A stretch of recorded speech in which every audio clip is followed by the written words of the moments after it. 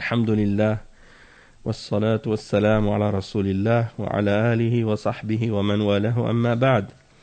Donc on avait commencé à expliquer, donc on est aujourd'hui dans le cours 29, dans l'explication du livre de l'imam al-Mardawi dans al-Adab al-Shar'iyya, Manzumat al-Adab al-Shar'iyya.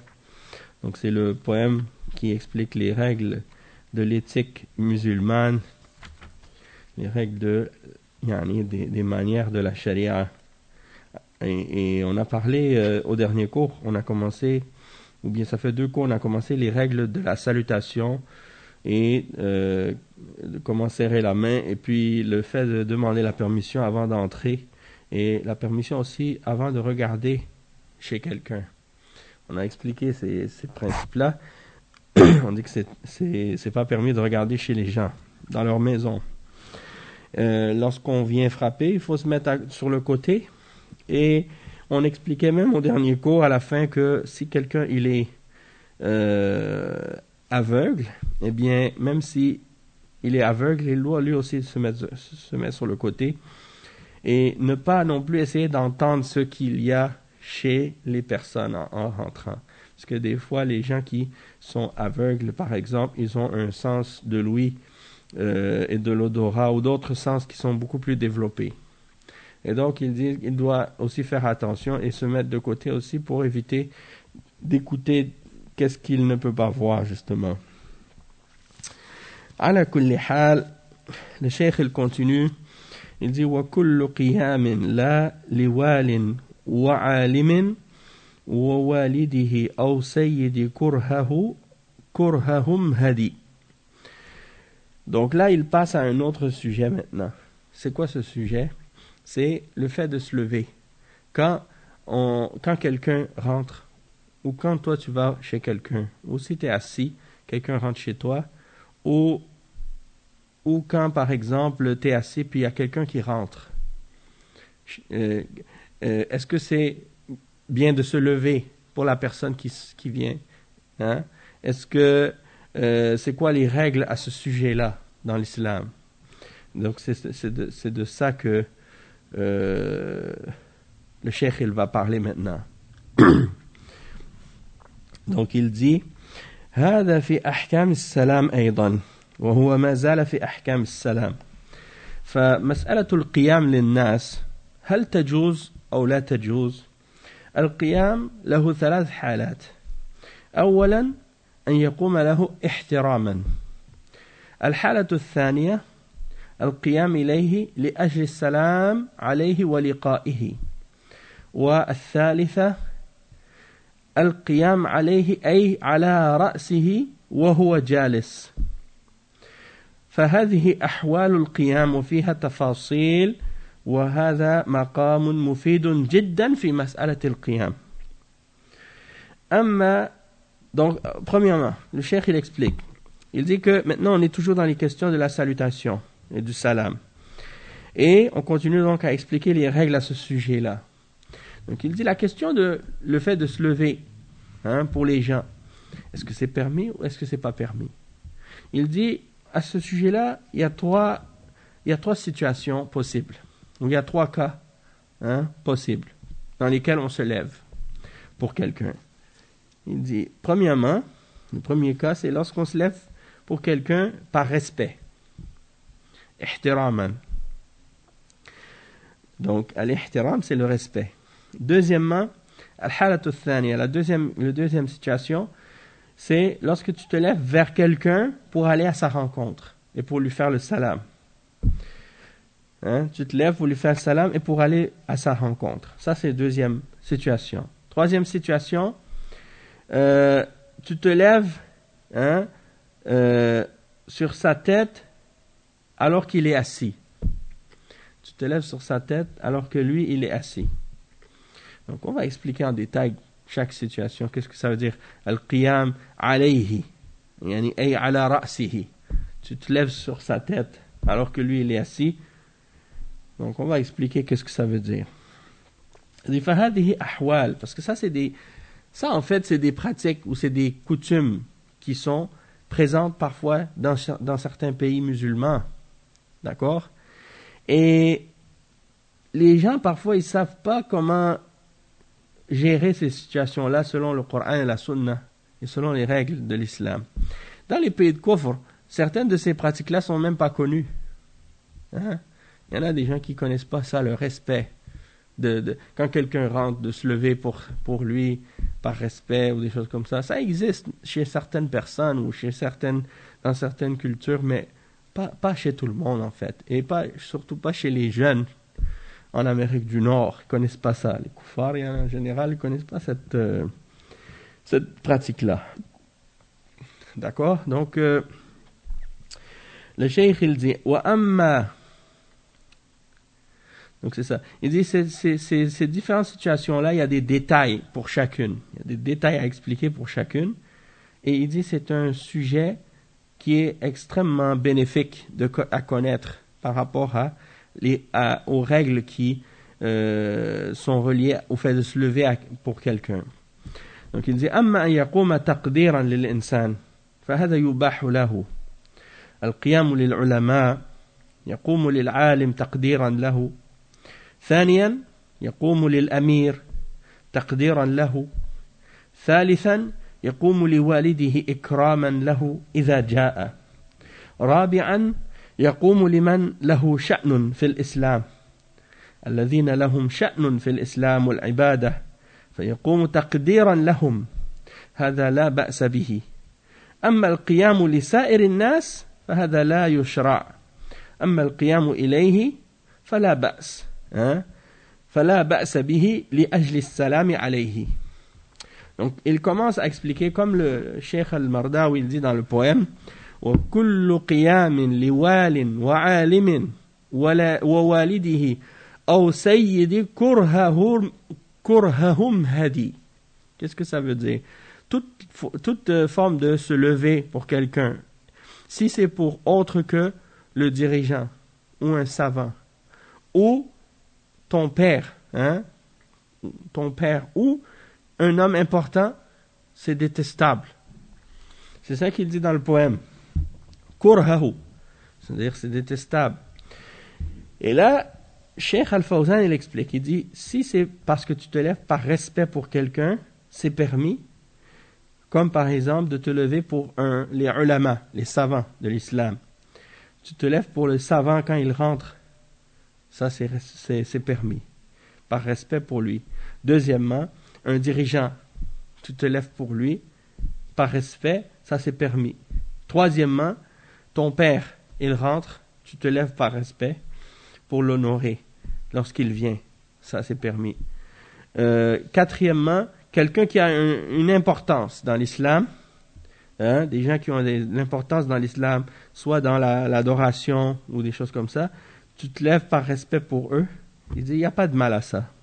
Mais le reste des personnes, c'est pas légiféré de se lever pour eux. Et en ce qui concerne le fait de se lever vers quelqu'un lorsqu'il vient pour aller lui donner le salam, ça c'est correct aussi, ça c'est permis. Il n'y a pas de mal là-dedans.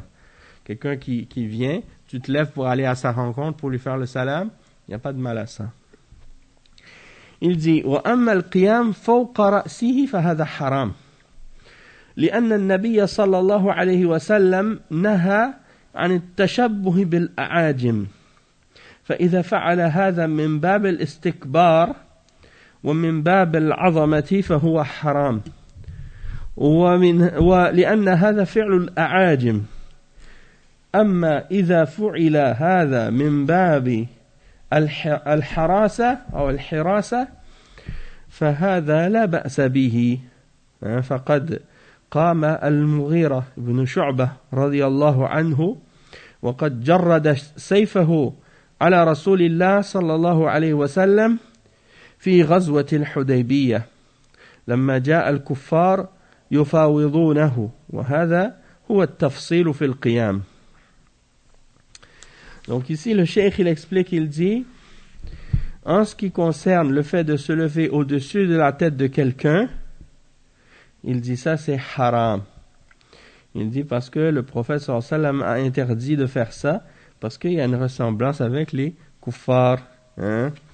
Et il dit, si c'est fait, surtout dans l'orgueil, de façon par orgueil, ou bien pour montrer la grandeur, il dit ça, dans ce cas-là, c'est interdit. Ça fait partie des exemples de ce que font les kuffars. Et il dit, tandis que si c'est fait dans le but de protéger quelqu'un, hein, lorsque quelqu'un, par exemple, il est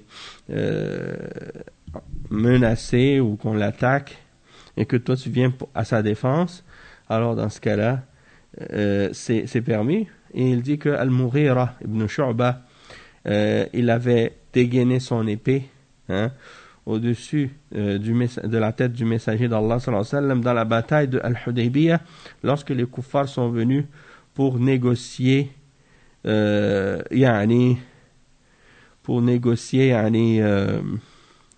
avec les musulmans. Donc, qu'est-ce que ça veut dire ça? Ça veut dire probablement quelqu'un qui est debout derrière la personne, hein, comme si qui se tient debout derrière elle, par respect pour la personne. C'est dans ce sens-là que ça, c'est pas correct.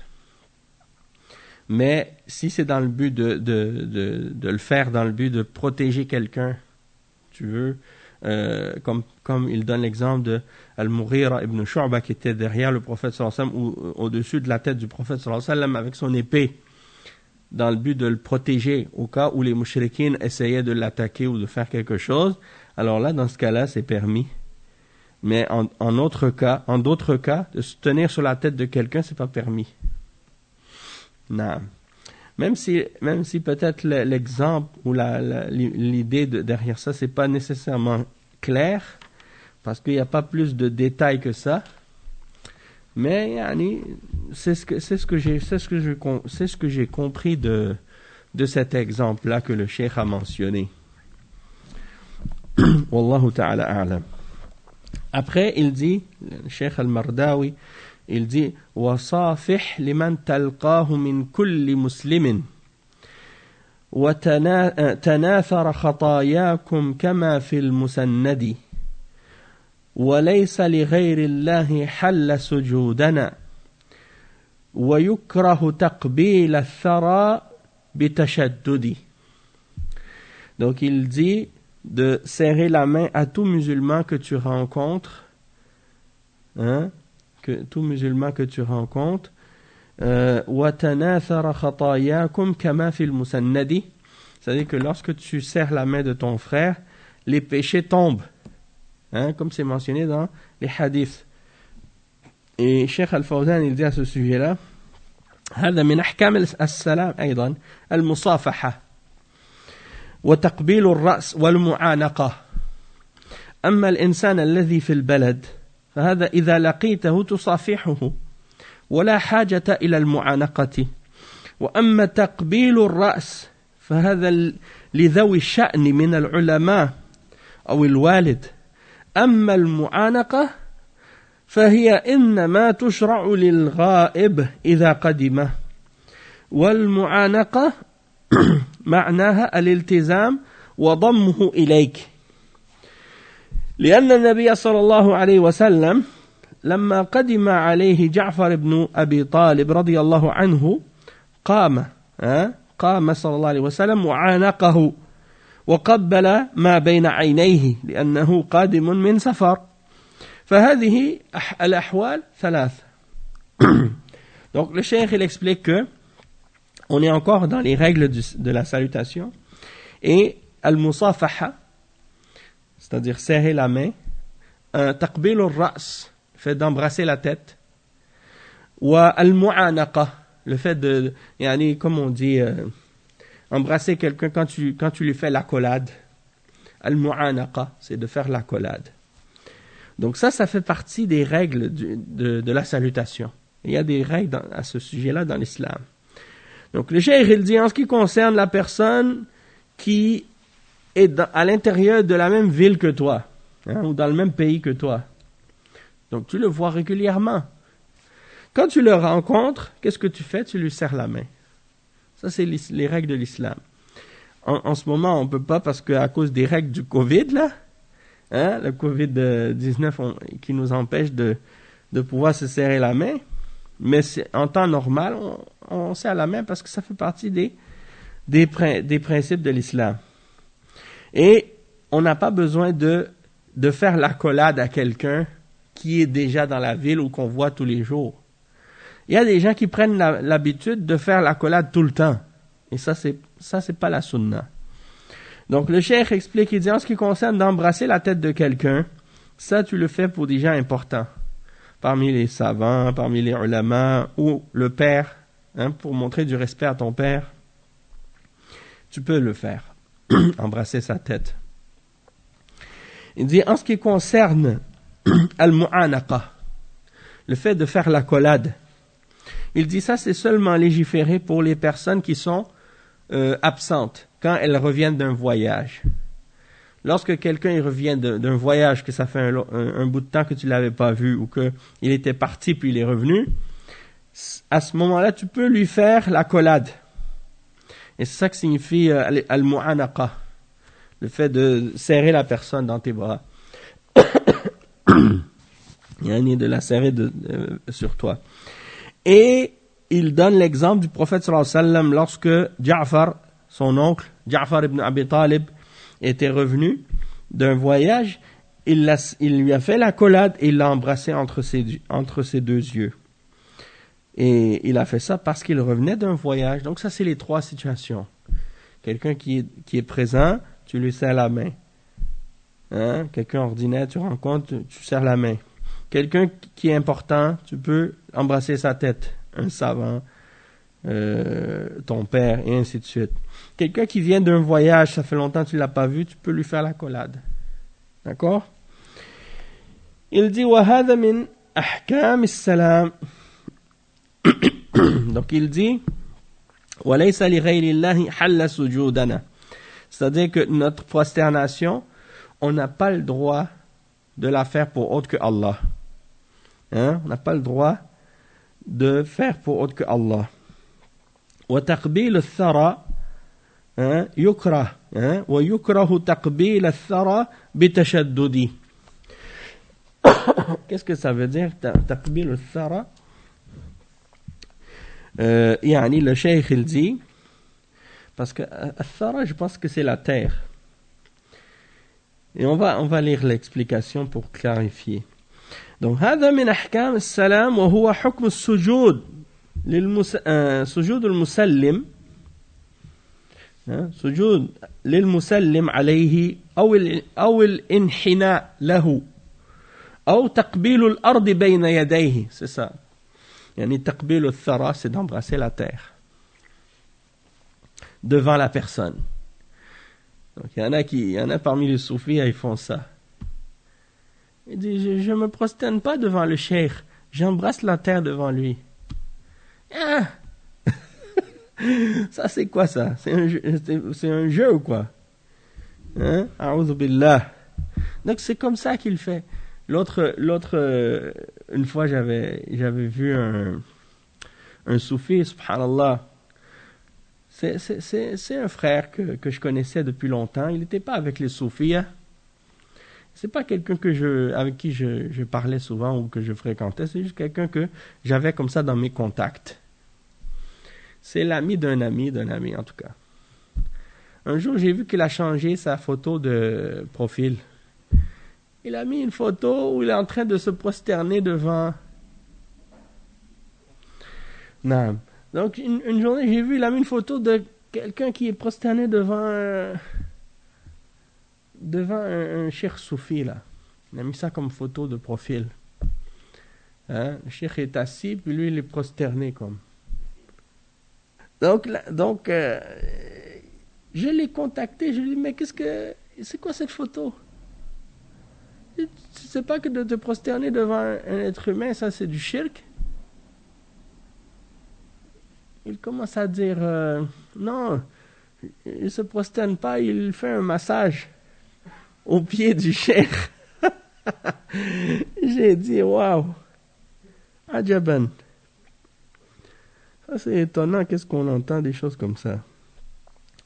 Ok, donc pour terminer le point, le cheikh il explique, il dit هذا كله حرام لا يجوز السجود تحية للمسلم عليه إنما هذا من فعل الأعاجم ولا يجوز الانحناء له لأن هذا نوع من الركوع ولا يجوز تقبيل الثرى بين يديه تعظيما له وهذا غير السجود السجود بالجبهة أما التقبيل فهو بالفم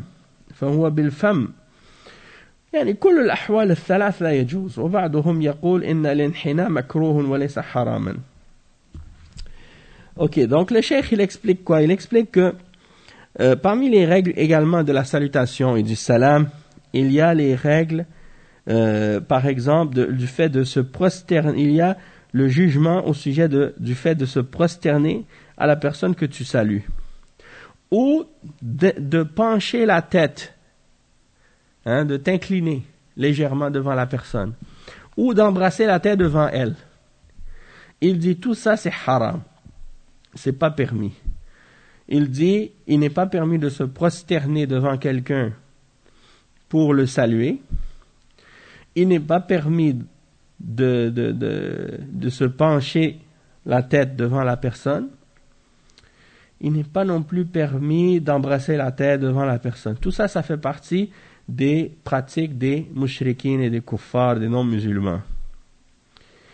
Il dit que le fait d'embrasser la tête devant la personne, par respect pour la personne, c'est pas la même chose que la prosternation, parce que la prosternation, c'est quand tu mets le front sur le sol, mais en même temps, ça ressemble à la prosternation. Et dans tous les cas, ça rentre dans ce qui est haram. En ce qui concerne al-inhina, le fait de s'incliner ou de se pencher légèrement devant la personne, il dit ça c'est également, il dit ça rentre dans ce qui est haram. Il dit certains disent que c'est détestable et non pas haram. Certains disent que c'est détestable et non pas haram. Sauf que il y a des paroles de Cheikh al-Islam Ibn Taymiyyah et d'autres également qui mentionnent que ça c'est pas permis. Parce que sujoud et ar-ruku' et toute forme d'inclinaison de la tête, ça fait partie de qu'est-ce qui est spécifique à Allah. Tu peux pas le faire à quelqu'un d'autre.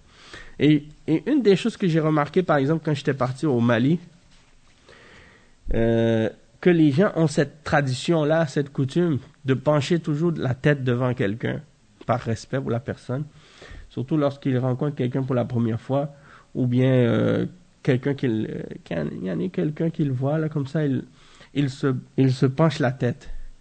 Et à chaque fois je leur disais, il faut pas pencher la tête. Pourquoi vous penchez la tête? Donc ça c'est pas correct de faire ça. Et ça, quand quelque chose est devenu une pratique culturelle, ça veut dire que c'est devenu accepté chez les gens. Donc il faut qu'il y ait une éducation qui soit faite chez les gens pour leur faire comprendre que ça c'est pas correct de faire cette chose-là. Et il faut vraiment qu'il y ait une da'wa qui soit faite pour que les gens changent cette mauvaise habitude-là. Ensuite, le cheikh, il continue, il dit وَيُكْرَهُ مِنْكَ الْإِنْحِنَاءُ مُسَلِّمًا وَتَقْبِيلُ رَأْسِ الْمَرْءِ حَلَّ وَفِي الْيَدِ وَحَلَّ عِنَاقٌ لِلْمُلَاقِي تَدَيُّنًا وَيُكْرَهُ تَقْبِيلُ الْفَمِّ إِفْهَمْ وَقَيِّدِ. Ok. Donc ici, le cheikh, il explique, il dit que, certains, comme on a dit tout à l'heure, ils ont mentionné que c'était détestable de pencher la tête. Et il dit, وَتَقْبِيلُ رَأْسِ الْمَرْءِ, il y en a qui mentionnent également le fait d'embrasser la tête de quelqu'un. Et probablement, ça c'est dans le cas où il s'agit de quelqu'un autre que quelqu'un d'important. Comme par exemple, si c'est pas parmi les ulama ou si c'est pas ton père ou quelque chose comme ça. Ou fil yadi, également d'embrasser la main. il dit وَحَلٌّ عِنَاقٌ لِلْمُلَاقِ تَدَيُّنًا. Donc on va expliquer qu'est-ce que Cheikh Al-Fawzan a mentionné sur les détails à ce sujet-là. Il dit وَيُكْرَهُ تَقْبِيلَ الْفَمِّ. Il dit d'embrasser sur la bouche aussi. Ça se fait pas. يعني التقبيل يكون على الجبهة لا يكون على الفم. وكما قبل النبي صلى الله عليه وسلم بين عيني جعفر أو يقبل رأسه. أما على الفم إنما هذا بين الزوج وزوجته فلا يقبل النساء على الفم ولو كانت قريبة له. والتقبيل على الخد أيضا إذا كان فيه فتنة أيضا لا يفعل. أما إذا لم يكن فيه فتنة فلا بأس. يعني النبي صلى الله عليه وسلم قبل فاطمة رضي الله عنها على خدها فيجوز تقبيل يد المسلم عليه. Donc ici le cheikh il explique que embrasser la bouche, ça on fait pas ça. C'est-à-dire un homme il va pas embrasser un homme sur la bouche. Il va embrasser sur son front, comme le prophète sallallahu alayhi wa sallam quand il a embrassé son oncle entre ses deux yeux, c'est-à-dire sur son front. Et ça c'est rapporté selon Abu Daoud. Et il dit ou bien il embrasse sa tête, ou bien donc c'est ça. En ce qui concerne le fait d'embrasser sur la bouche, il dit ça c'est entre un mari et sa femme seulement. Il dit sinon il n'embrasse pas les autres femmes de sa famille sur la bouche. Il n'embrasse pas les autres femmes de sa famille sur la bouche. Et il dit il peut les embrasser sur la joue s'il n'y a pas de fitna. Sinon il ne le fait pas. S'il y a de la fitna, il ne le fait pas. Mais s'il n'y a pas de fitna, il peut embrasser sur la joue. Par exemple, le prophète sallallahu alayhi wa sallam, il a embrassé sa fille Fatima sur la joue. Donc ça, il n'y a pas de problème. Et il dit, et il est permis d'embrasser la main de la personne à qui tu donnes le salam. Ok. Ensuite, il dit, وَنَزْعُ يَدٍ مِمَّنْ يُصَافِحُ عَاجِلًا وأن يتناجى الجمع ما دون مفرده وأن يجلس الإنسان عند محدث بسر وقيل احذر وإن يأذن اقعدي. Ok. Donc il dit par rapport au fait de retirer sa main lorsque quelqu'un te donne le salam, et aussi le fait de s'asseoir lorsque des gens sont en train de parler entre eux en secret. Il dit من آداب السلام أنه إذا صافحك أخوك فلا تنزع يدك من يده حتى ينزعها هو لأنك لو جررت يدك منه أثر ذلك في نفسه أما إذا صبرت إلى أنه ينزع يده فهذا هو المناسب. Donc le cheikh il dit parmi les bonnes manières de la salutation, c'est que lorsque ton frère il te donne la main, eh bien tu dois pas retirer ta main jusqu'à ce que lui l'a retirée. Il dit parce que s'il te donne la main, toi tu retires ta main directement, ça peut avoir un effet sur lui, peut-être il va être blessé de ça ou quelque chose comme ça. Donc sois patient jusqu'à ce qu'il retire sa main. Sauf qu'il y a des gens, et des fois, peut-être qu'ils vont faire exprès, je sais pas, peut-être ils font exprès pour garder ta main longtemps, et ils te lâchent pas, là. Alors là, des cas comme ça, yani, peut-être c'est différent. Ala kulli hal, yani, essaie d'être patient. Et, comme on a mentionné, le cheikh, il l'a pas dit, mais sinon, le hadith qui mentionne que lorsque les musulmans se serrent la main, c'est comme les feuilles, les péchés tombent. Comme leurs péchés s'enlèvent comme les feuilles d'un arbre lorsque les feuilles d'un arbre tombent. Ensuite il dit ومن آداب الجلوس أو آداب المجالس أنه لا يجوز أن يتناجى اثنان دون الثالث لأن هذا يسيء إليه. وربما يسيء الظن بهم وأنهم يتآمرون عليه أو أنهم يسبونه أو أنهم يغتابونه أو يظن أنهم يحتقرونه. وهذا قال صلى الله عليه وسلم إذا كنتم ثلاثة فلا يتناجى اثنان دون الثالث. وقال صلى الله عليه وسلم من أجل أن ذلك يحزنه. Donc le cheikh il dit, parmi les bonnes manières aussi quand les gens sont assis ensemble, s'ils sont 3 personnes, eh bien 2 d'entre eux ne doivent pas parler en secret devant le 3e. Il dit parce que ça va lui faire du tort. Il peut penser mal. Il peut penser que les 2 sont en train de comploter contre lui ou de l'insulter ou de parler dans son dos ou de le mépriser ou des choses comme ça. Et c'est pour ça le prophète sallallahu alayhi wa sallam dit, si vous êtes assis, vous êtes 3 personnes, que 2 ne parlent pas en secret sans le 3e. Il dit, comme c'est mentionné dans le hadith, ça c'est rapporté par Al-Bukhari, il dit peut-être que ça va attrister l'autre. Il va être triste à cause de ça. Et même dans le verset dans le Coran, dans Surat Al-Mujadala, Allah subhanahu wa ta'ala dit إنما النجوى من الشيطان ليحزن الذين آمنوا. Donc najwa c'est les conversations secrètes. Il dit ça vient seulement du shaitan pour attrister les croyants. Donc il dit وما هم بضارين به من أحد إلا بإذن الله. C'est ceux qui ne peuvent pas faire de tort avec ça à quelqu'un excepté par la permission d'Allah. Et le cheikh il dit وقيل ويكره وقيل احذر يعني يحرم على الإنسان أن يجلس عند واحد يتحدث مع آخر لأنه ربما يكون الحديث حديث سر. والنبي صلى الله عليه وسلم يقول من استمع إلى قوم وهم له كارهون صب في أذنيه الآنك يوم القيامة. الآنك يعني هو الرصاص المذاب. وهذا وعيد شديد فلا تتسمع إلى كلام الناس إذا كانوا لا يريدون أحدا يدري ما يقولون فلا تتسمع. Ça c'est le cas contraire. C'est le cas contraire. Le cheikh il dit ça c'est haram si par exemple des gens sont assis en train de parler en secret.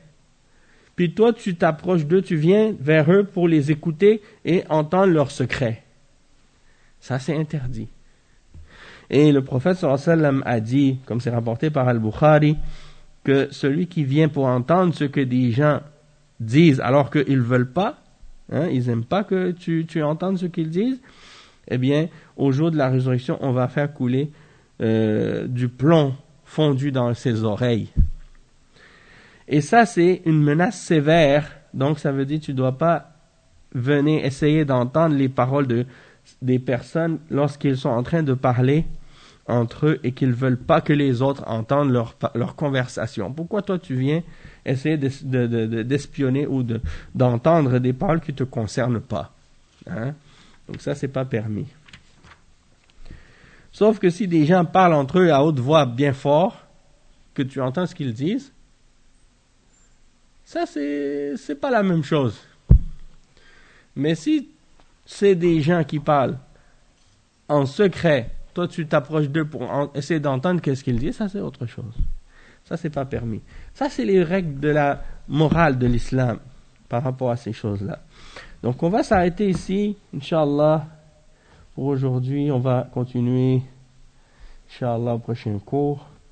Subhanakallahumma bihamdik, ashhadu an la ilaha illa ant, astaghfiruka wa atubu ilayk.